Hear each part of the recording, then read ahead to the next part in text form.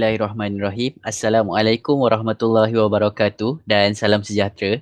Terlebih dahulu saya ingin mengucapkan ribuan terima kasih kepada pelajar dan pensyarah yang bersama-sama dengan kita untuk memperdengarkan pengucapan awam bagi program Virtual Speaker Corner yang telah dijadualkan pada tarikh 18 Mei 2021 iaitu pada hari Selasa.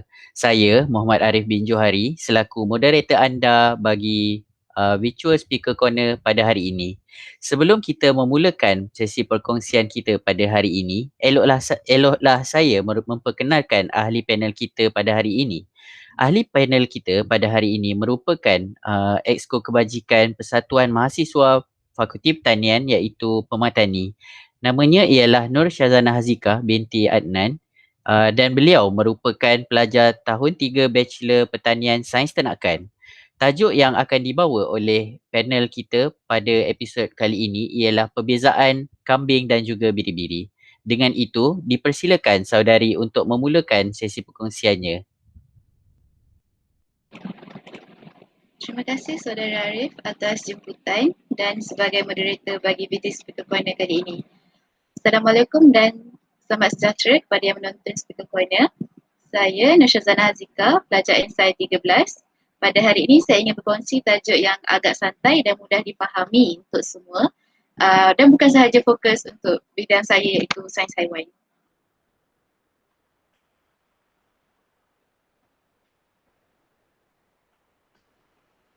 Topik kita pada hari ini ialah perbezaan kambing dan biri-biri. Kita tahu yang kambing dan biri-biri ni haiwan ternakan yang biasa kita nampak ada kat Malaysia. Kebanyakannya kat negara kita ni produksi kambing lebih kepada daging dan susu. Manakala biri-biri lebih kepada bulu. Jadi saya di sini untuk menerangkan lagi mengenai perbezaan lain kambing dan biri-biri. Saya akan terangkan sedikit persamaan kambing dan biri-biri dahulu, kemudian barulah perbezaan antara kedua spesies berikut. Perbezaan yang saya akan terangkan ada yang ketara, ada juga sedikit yang lebih dalam. Info yang saya sediakan tidaklah berbanyak mana, tapi hanya cukuplah saudari tahu 2-3 perkara yang baharu. So, persamaan kambing dan biri-biri. Kedua spesies ini merupakan antara haiwan yang paling awal dijinakkan, termasuklah anjing, khinzir, lembu, kucing dan ayam. Kambing dijinakkan pada 6,000 ke 7,000 tahun sebelum Masihi. Manakala biri-biri lebih kurang pada tahun 9,000 tahun sebelum Masihi. Kambing dan biri-biri juga merupakan haiwan mamalia dalam famili Bovidae dan subfamili Caprinae. Kedua-dua juga dikategorikan sebagai ruminan kecil atas sebab mereka memuntahkan balik makanan ke mulut mereka untuk kunyah kali kedua atau dalam bahasa Inggeris regurgite. Juga seperti ruminan besar macam lembu dan kerbau, mereka juga mempunyai 4 bahagian perut. Atas sebab itulah dia dipanggil sebagai ruminan kecil. Sebab dia kecil berbanding lembu dan kerbau. Yang kelima, haiwan sosial. Di sini bukanlah bermaksud haiwan bersosial dengan manusia, tapi bersosial dengan sama spesies mereka, macam kambing dengan kambing, biri-biri dengan biri-biri.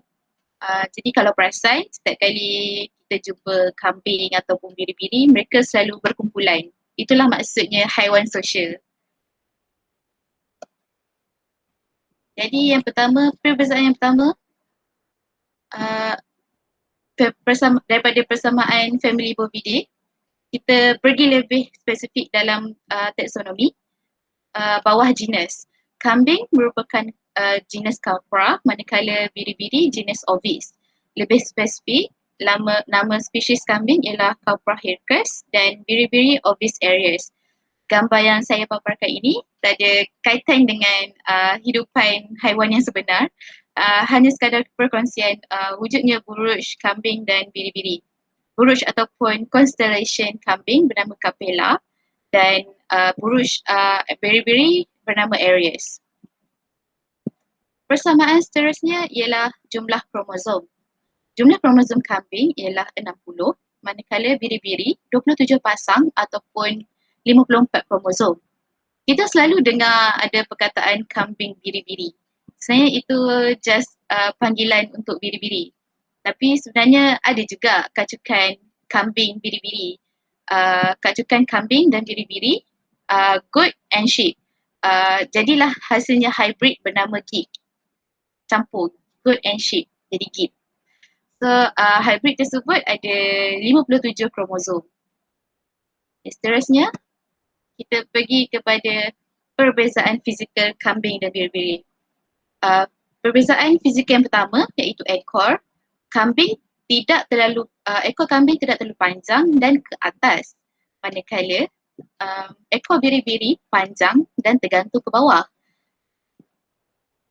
Seterusnya, tanduk. Tanduk kambing lebih kecil, tegak dan kurang melengkung berbanding biri-biri yang mempunyai tanduk yang besar dan melengkung. Beza yang ketiga ialah janggut. Biri-biri tiada janggut, manakala kambing mempunyai janggut, tetapi tak semua kambing yang ada janggut. Especially kambing betina, setengah ada yang janggut, ada setengah yang tak ada. Beza seterusnya ialah wattles.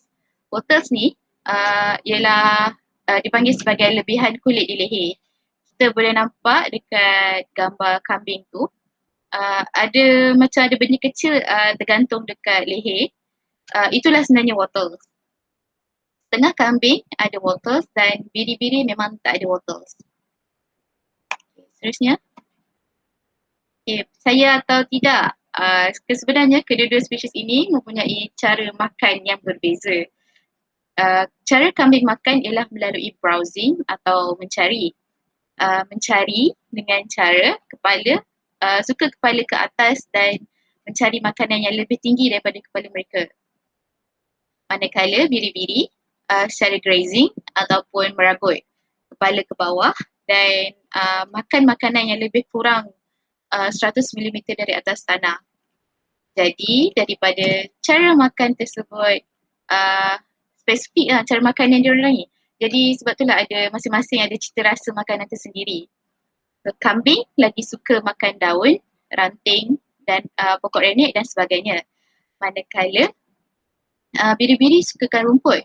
Memandangkan kambing lagi suka makan makanan yang membuatkan kepala mereka ke atas, sebab itulah mereka macam mencari daun dengan ranting, pokok yang tinggi sikit.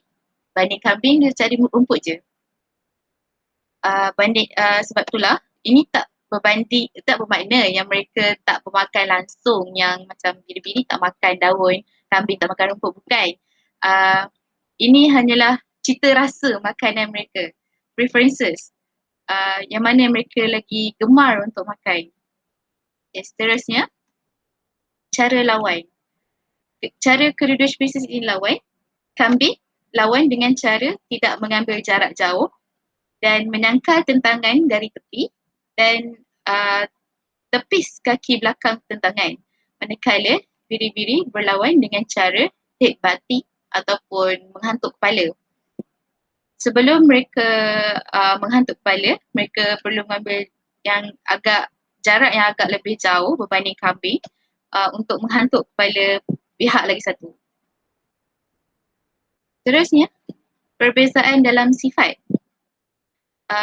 Sifat utama mereka ialah flocking ataupun kawanan. Jadi ada juga perbezaan dalam ini. Kambing lagi kurang sifat kawanan yang kuat, tapi ada mempunyai sifat yang lebih ingin tahu. Curiosity dia tinggi. Banding biri-biri mempunyai sifat kawanan ataupun flocking ni lagi kuat. Sebab itulah selalunya kita nampak biri-biri lagi selalu dalam flocking berbanding kambing.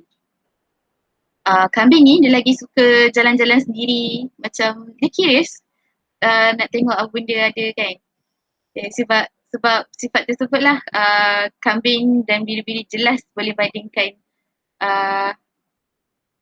macam mana haiwan sebagai haiwan sosial. Seterusnya, sifat betina dengan anaknya. Daripada sifat tersebutlah jelas boleh bandingkan sifat kawanan tadi, sosial tadi. Boleh bandingkan kambing betina dan biri-biri betina dengan anaknya. Kambing betina lying out ataupun maksudnya tinggalkan je anak tu ketika nak pergi makan. Dan bukan setiap masa dengan anak. Manakala biri-biri sentiasa berada dengan anak ni. Termasuk lagi makan. Dia macam kalau boleh tak naklah tinggalkan anak tu kan. Ni daripada sifat flocking itu tadi. Okay, seterusnya. Cita rasa tempat tinggal. Kambing lagi suka aras yang tinggi dan berbatu.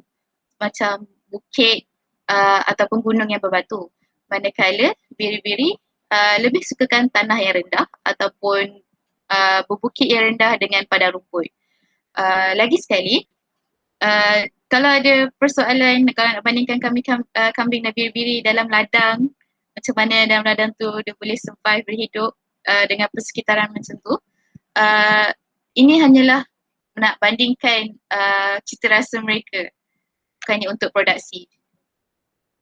Okey, perbezaan yang terakhir sebelum saya akhiri perkongsian ini ialah perbezaan bunyi kambing dan biri-biri. Kambing berbunyi ma ataupun me macam tu. Bermula dengan M. Biri-biri berbunyi ba ataupun be. Bermula dengan huruf B. Ini fakta yang agak pelik tapi sebenarnya betul. Saya ada video untuk share perbezaan bunyi dengan kambing dengan bunyi biri-biri ini. Okay.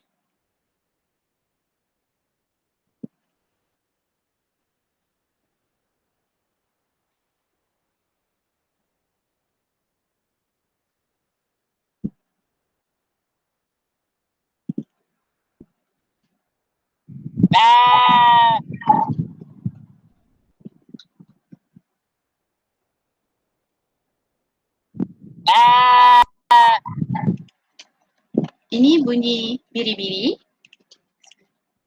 Manakala bunyi kambing.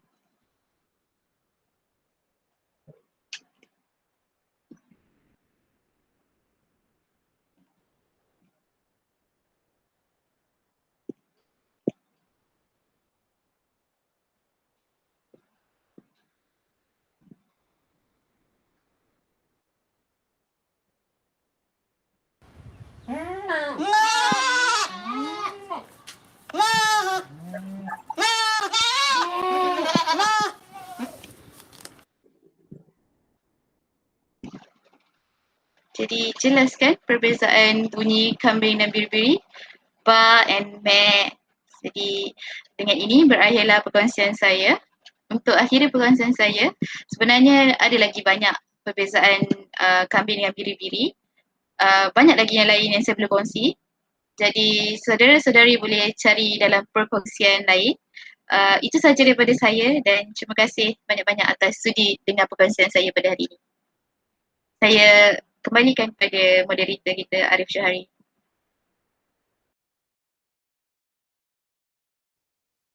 Baik, terima kasih diucapkan kepada saudari Syazana Hazika atas perkongsian yang menarik sebentar tadi. Semoga para pendengar dapat memanfaatkan ilmu pengetahuan yang telah dicurahkan oleh beliau sebentar tadi. Maka berakhirlah slot Virtual Speaker Corner pada hari ini. Semoga kita berjumpa lagi pada hari Khamis yang akan datang dengan informasi yang padat untuk tatapan semua. Saya ingin mengucapkan terima kasih sekali lagi kepada para panel dan juga para pendengar sekalian, serta untuk memohon untuk menutup majlis ilmu kita pada hari ini. Assalamualaikum dan selamat malam.